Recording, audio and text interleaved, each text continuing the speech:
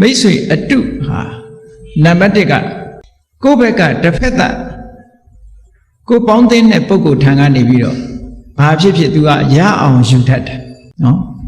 ဟိုဟာလေးတောင်းမယ်ဒါလေးတောင်းမယ်ဟိုဟာလေးယူမယ်ဒါလေးယူမယ်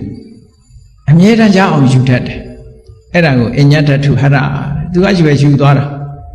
အဲ့ဒီလိုမိတ်ဆွေမျိုးကလည်းလောကမှာရှိသေးတယ်တဲ့နည်းနည်းပါးပါးလေးပေးပြီးတော့များများယူသွားတယ်ဟင်းလေးတစ်ခွက်လာပေးပြီးတော့ဆန်တစ်ပြေလောက်ယူသွားတယ်ဒါမဟုတ်ပါဘူးကိုယ်စီကများများယူသွားတယ်သူကပေးတာတော့နည်းနည်းလေးတော့ပေးတယ်အဲ့ဒီလိုပေးမှလည်းပဲများများရမှာဟုတ်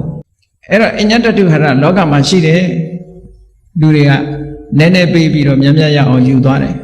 သူကိုယ်တိုင်ဒုက္ခရောက်နေပြီဆိုလို့ရှိရင်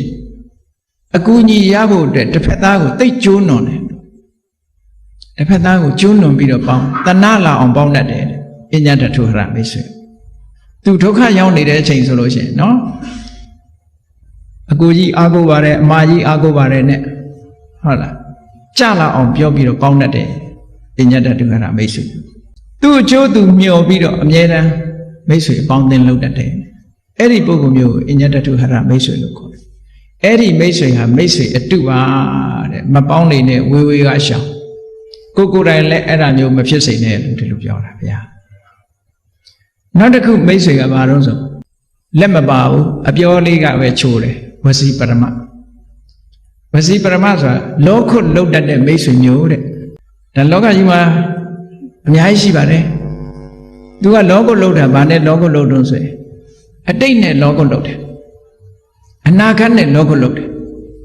ဆိုပါစို့အိမ်တိမ်သွားလဲဟာတကယ်ချင်းကွာမင်းနောက်ကျလိုက်တာကွာမနေ့ကလာရင်ငါအိမ်မှာစက်သားဟင်းချက်ထားတာအခုတော့မင်းချင်းဟင်းပဲရှိတော့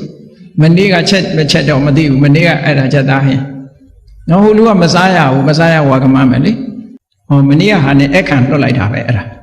တခါတလေဟိုနှစ်ကဟာနဲ့အခန့်လိုက်9မိနစ်တုန်းကစီးပွားဖြစ်တုန်းကမင်းမလာဘူးကွာမင်းကငါမျောလိုက်တာမင်းမလာဘူးခုတော့ငါလည်းဒုက္ခရောက်နေတယ်ကွာဟောမပေးရဘူးလေဒါပေမဲ့ဟိုလူကဝမ်းသာသွားတယ်အော်ဒီကောင်ငါ့ဖို့စေတနာရှိသားပဲလို့တော့ထင်သွားမှာပဲအဲ့ဒါမျိုးဝစီပရမလို့ခေါ်တယ်တဲ့နှုတ်တာပါတာလက်မပါဘူးအနာဂတ်နဲ့အခန့်နဲ့ဆိုတာဘာလို့အေးနောက်နှစ်ခါကျတော့မင်းလာခဲ့ကွာဒီချိန်လာခဲ့မင်းလိုချင်တာတွေကအကုန်ရစေနောက်နှစ်ခါသွားရင်တော့ရချင်မှရမှာဒါပဲလို့နောက်နှစ်ခါနဲ့ပြောလိုက်တယ်သူကအဲ့ဒါအနာဂတ်နဲ့အခန့်တာလို့ခေါ်တယ်အဲ့ဒီလိုအနာဂတ်နဲ့အခန့်တဲ့ပုဂ္ဂိုလ်မျိုးဟာလည်းပဲမိတ်ဆွေအတုဟာတဲ့အစစ်မဟုတ်ပါဘူးတဲ့အဲ့ဒီပုဂ္ဂိုလ်မျိုးလည်းသတိထားရမယ်နောက်ပြီးတော့အကျိုးမရှိတာနဲ့လောကုတ်